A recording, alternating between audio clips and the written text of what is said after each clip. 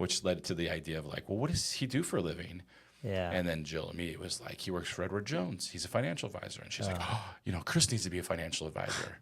And so she calls me and she's like, do you hear about Edward Jones? I'm like, I don't even know what that is. So I thought they were a real estate company, honestly. Wow. So then they just kind of let me know, that they would train me. They would help me get licensed, all the things like that. And I was like, this is perfect. This is exactly what I wanted to do. And so I joined up and I've never looked back. My only regret is I didn't do it sooner. So Edward Jones is an amazing company. No, it's a great industry to be in. I'm a coach at heart, so I coach a lot of sports. And, I'm always like interested in the community and stuff like that. So as a coach, as a person who's interested in teaching people things, it's a great way to like quote unquote make a living. Yeah. I loved Edward Jones. I worked for him for 8 years. I did decide to go out on my own this year. Oh, wow. I didn't realize. Yeah. So Reading Financial Advisors is my company, and I left Edward Jones to start it. That's awesome. It really started out as my location was pretty bad where I was at. I was right next to the Walgreens on Churn Creek in Cypress. And so we literally had like drug addicts and homeless on our porch like every day. Wow. And I know exactly that location too. Yeah. Yeah. We tried so hard to get out of there.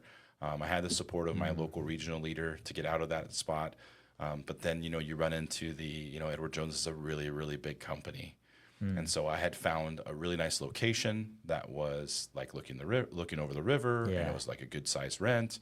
And it took them about 9 months just to come back with a tenant improvement quote. Oh, wow. And we're talking like new paint, new flooring. They wanted some new doors in there. Yeah. And the quote was $249,000.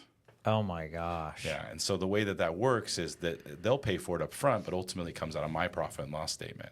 Oh, you eventually pay for it. Yeah. Yeah. Yeah. So I was like, at that point, that was when I was like, hey, listen, I'm either going to be stuck here or I'm going to pay a small fortune to move. Yeah. And if I'm going to pay a small fortune to move, then I'm going to do it for me. Yeah. Makes sense. Which is what I did. Wow. So, yeah.